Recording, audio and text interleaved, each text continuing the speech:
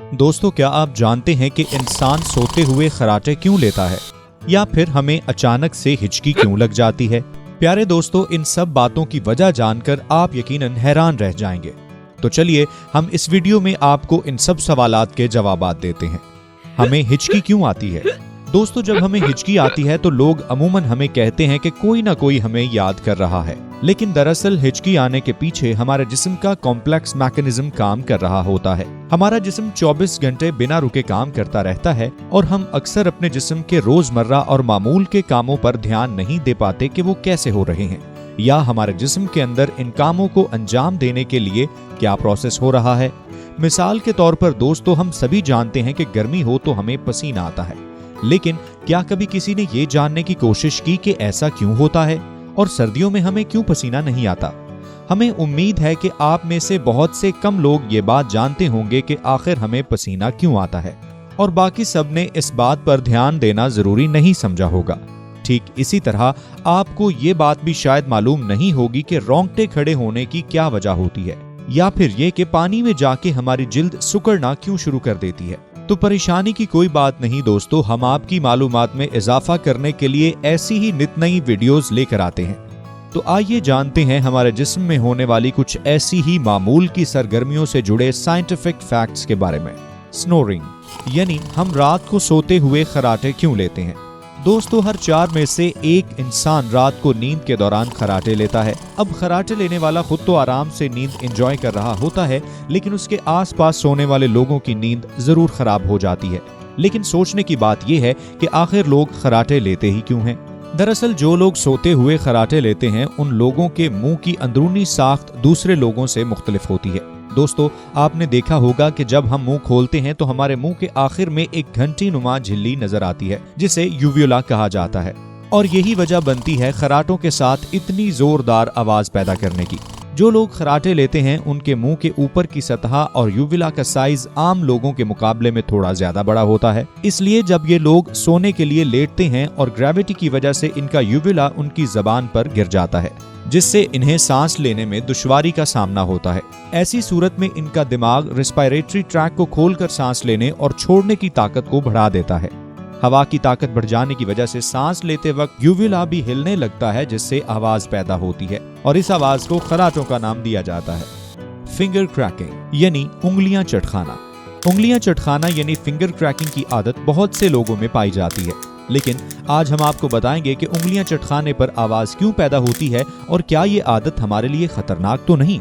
आपने अक्सर देखा होगा कि ऑनलाइन पार्सल और नाजुक चीजों को रैप करने के लिए बबल रैप का इस्तेमाल किया जाता है। ये हवा के छोटे छोटे बबल से बनी प्लास्टिक शीट होती है जो ट्रांसपोर्टेशन के दौरान पैकेट के अंदर मौजूद सामान को टूटने से बचाती है। ठीक इसी तरह के बबल्स हमारी हड्डियों के जोड़ों में भी पाए जाते हैं। हमारे जोड़ों की मूवमेंट को आसान बनाने के लिए इनके बीच में एक चिकना स्याल पाया जाता है, जिसे साइनोवियल फ्लूइड कहा जाता है। इस फ्लूइड के अंदर बहुत ज्यादा तादाद में माइक्रोस्कोपिक साइज के एयर बबल्स मौजूद होते हैं, जो हर 20 मिनट में हमारे जोड़ों के बीच में इकट्ठे हो जाते हैं और हाथों को खींचने, फोल्ड करने या उंगलियां मोड़ने की वजह से टूट जाते हैं। इनके टूटने से एक खास हल्की सी आवाज पैदा होती है, जिसे हम हड्डियां चटकने की आवाज कहते हैं। कई लोगों का ये भी मानना है कि उंगलियां चटखाने से जॉइंट पेन या आर्थराइटिस जैसी बीमारियां हो जाती हैं। इसी बात की तहकीक करने के लिए डॉक्टर डोनाल्ड एल योंगर ने पूरे 50 सालों तक अपने उल्टे हाथ की उंगलियों को लगातार चटखाया, जिसके नतीजे में ये पता चला कि उंगलियां चटखाने से जोड़ों का दर्द या आर्थराइटिस की बीमारी बिल्कुल नहीं होती। और इसी दरियाफ्त की बदौलत डॉक्टर डोनाल्ड को नोबेल प्राइज से नवाजा गया। गूज बम्प्स यानी रोंगटे खड़े होना। रोंगटे खड़े होने की टेक्निकल टर्म हॉरिपिलेशन है।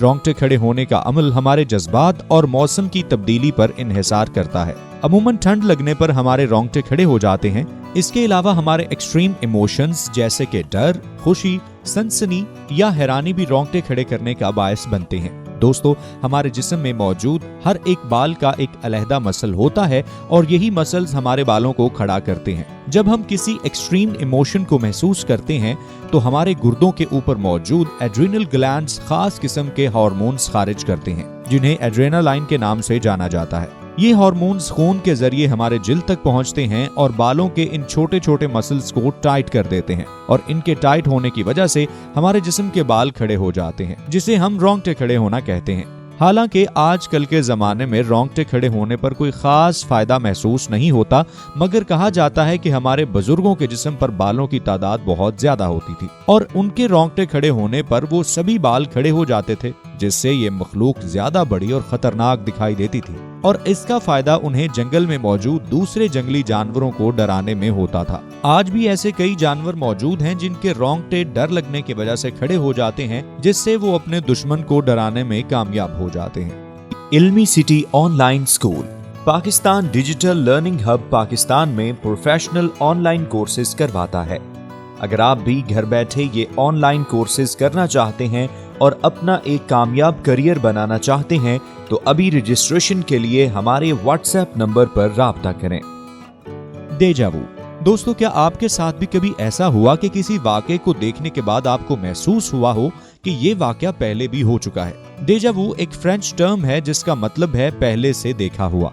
लेकिन आखिर ऐसा क्यों होता है? दरअसल जब हम कोई भी काम कर रहे होते हैं तो उस एक्टिविटी के दौरान हमारे सारे सेंसेस, जिसमें छूना, देखना, सोचना और महसूस करना शामिल हैं, सभी एक्टिव होती हैं और उस एक्टिविटी या वाक़े को याद रखने के लिए ये सेंसेस उस वाक़े से जुड़े सभी सिग्नल्स को लगातार एक सिंक में हमारे दिमाग को भेजती रहती हैं। कई बार सिग्नल्स भेजने के इस अमल का सिंक टूट जाता है और सब सिग्नल्स दिमाग में एक साथ पहुंचने की बजाय अलग अलग करके मुख्तलिफ टाइम में पहुंचते हैं। ठीक इसी तरह बाज़ औक़ात हमारी एक आंख देखे जाने वाली चीज का सिग्नल हमारे दिमाग को पहले पहुंचा देती है और दूसरी आंख को सिग्नल पहुंचाते पहुंचाते थोड़ी ताखीर हो जाती है और इसी वजह से एक सिग्नल अलग वक्त पर मिलने पर हमें लगता है कि शायद ये वाकया पहले भी हो चुका है और ये अमल इतनी तेजी से होता है कि हमें एहसास ही नहीं होता और हम अपनी याददाश्त पर जोर डालना शुरू कर देते हैं कि ऐसा कुछ हमने पहले कब और कहां देखा है, लेकिन दर हकीकत ये हमारी अपनी आंखों का धोखा होता है। यानिंग यानी जमाई आना। दोस्तों, अमूमन जब कोई इंसान जमाई लेता है तो ये समझा जाता है कि उस पर सुस्ती छा रही है या उसको नींद आ रही है या फिर वो बोर हो रहा है। लेकिन दोस्तों, हम आपको बताते चलें कि जमाई आने का सुस्ती छाने से दूर दूर तक कोई ताल्लुक नहीं है। जी हाँ दोस्तों, आपने बिल्कुल ठीक सुना है। शुरुआत में जब इस पर रिसर्च की गई तो ये बताया गया कि हम जमाई तब लेते हैं जब हमारे जिस्म में ऑक्सीजन की कमी हो जाती है, लेकिन एक नई रिसर्च ने इसे गलत साबित करते हुए जमाई आने की वजह कुछ और ही बताई है, जिसके मुताबिक जमाई हमारे दिमाग का दर्जा हरारत बढ़ जाने की वजह से आती है। हमारा दिमाग हमारे जिस्म के तकरीबन सारे काम अकेला ही सरअंजाम दे रहा होता है, इसलिए वो हमारे जिस्म में मौजूद तवानाई का सबसे ज्यादा हिस्सा इस्तेमाल करता है। इसलिए जब हम लगातार काम करते हैं तो आहिस्ता आहिस्ता हमारे दिमाग का टेम्परेचर बढ़ता रहता है। ठीक इसी तरह जैसे कोई इलेक्ट्रॉनिक मशीन मुसलसल काम करके गर्म हो जाती है। दर्जा हरारत बढ़ने की वजह से हमारे दिमाग को एक साथ ठंडे और ज्यादा ब्लड के फ्लो की जरूरत पड़ती है, जिसके लिए हमारा दिमाग हमें जमाई लेने का सिग्नल देता है। जब हम जमाई लेते हैं तो हमारा मुंह खुद ब खुद अच्छा खासा खुल जाता है, जिसकी वजह से दिमाग से जुड़ी नसें चौड़ी हो जाती हैं, जिसके नतीजे में ब्लड फ्लो ज्यादा बेहतर हो जाता है। जमाई लेने से हम एक साथ काफी सारी हवा गहरी सांस के जरिए इनहेल कर लेते हैं, जो हमारी सांसों में बहने वाले खून को ठंडा करने का काम करती है। जमाई लेना हमारे अपने कंट्रोल में नहीं होता, लेकिन फिर भी कई लोग जमाई लेने को अच्छा नहीं समझते। स्वेटिंग यानी हमें पसीना क्यों आता है? दोस्तों, क्या आपको मालूम है कि हमारे जिस्म में तकरीबन 2.5 मिलियन स्वेट ग्लैंड्स पाए जाते हैं? आपको जानकर हैरानी होगी कि एक इंसान एक घंटे में तकरीबन 3 लीटर पसीना बहा सकता है। जब भी हमें गर्मी लगती है या हमारे जिस्म का दर्जा हरारत किसी भी वजह से बढ़ जाता है, तब हमारा दिमाग हमारे जिस्म को ठंडा करने के लिए जिस्म में मौजूद स्वेटिंग ग्लैंड को पसीना निकालने का सिग्नल देता है, ताकि पसीना निकलने से हमारा जिस्म गीला होकर ठंडा हो जाए। ये अमल एक कुदरती एयर कंडीशनर की तरह काम करता है। क्या आप जानते हैं कि पसीने की अपनी कोई स्मेल नहीं होती? जी हाँ दोस्तों, ऐसा ही है। पसीने की कोई भी खुशबू या बदबू नहीं होती। अब आप सोच रहे होंगे कि अगर ऐसा है तो जिन लोगों को ज्यादा पसीना आता है उनके पास से या उनके कपड़ों से अजीब सी बदबू क्यों आती है? दोस्तों, दरअसल इस बदबू की वजह हमारे जिस्म पर मौजूद बैक्टीरियाज होते हैं। जब हमें पसीना आता है तो ये बैक्टीरियाज हमारे पसीने में मौजूद प्रोटीन को खाकर गंदगी छोड़ते हैं, जिसकी वजह से बदबू आने लगती है। जिन लोगों के जिस्म पर इन बैक्टीरियाज की मिकदार ज्यादा होती है, उनके पसीने से नतीजतन ज्यादा बदबू आती है। हिकअप्स यानी हिचकियां लगना। दोस्तों, जब हमें हिचकियां लगती हैं तो हम उन्हें रोकने के लिए काफी कोशिश के बावजूद अक्सर नाकाम हो जाते हैं। अमूमन लोगों को खाना खाने के बाद हिचकियां आने लगती हैं और बाज़ औक़ात अचानक डर जाने या जोर से हंसने की वजह से भी हिचकियां लग जाती हैं। आपको हिचकियां क्यों आती हैं ये हम आपको बताते हैं। दरअसल हिचकियां लगने की सबसे बड़ी वजह हमारे जिस्म के अंदर मौजूद डायाफ्राम है। जब हम जल्दी से या सही तरीके से खाना चबाए बगैर खाते हैं तो हमारा पेट फूलने लगता है। डायाफ्राम पेट और फेफड़ों के बीच में पाया जाता है और पेट का साइज बढ़ने की वजह से ये पेट और फेफड़ों के बीच में दबना शुरू हो जाता है। दबने की वजह से डायाफ्राम बोझ और तकलीफ महसूस करता है और झटके लेने लगता है। इन झटकों की वजह से हमारे फेफड़ों में सिकुड़न पैदा होती है और वो झटके से हवा अंदर खींचना शुरू कर देते हैं। ऐसी सूरत में हमारे गले में मौजूद एपिग्लोटिस तेजी से आने वाली हवा को जिस्म में जाने से रोकता है, जिसकी वजह से हिचकी की आवाज निकलती है। स्नीजिंग यानी छींके आना।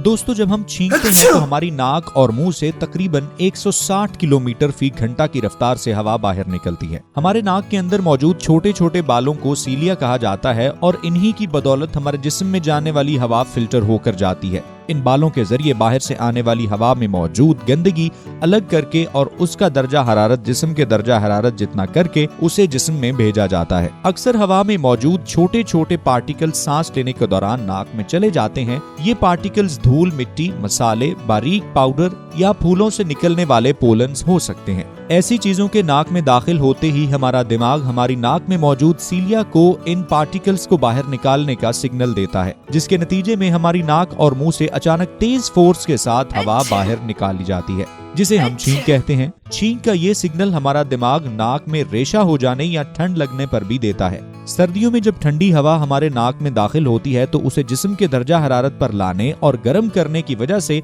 नाक के अंदर गर्मी बढ़ जाती है और इसकी वजह से वहां मसल्स इकट्ठा होने लगते हैं। इस सूरत में दिमाग सीलिया को छींकने का सिग्नल देता है। ऐसी मजीद मालूमाती वीडियोस के लिए हमारे चैनल को सब्सक्राइब करना और बेल के आइकॉन को क्लिक करना मत भूलिएगा।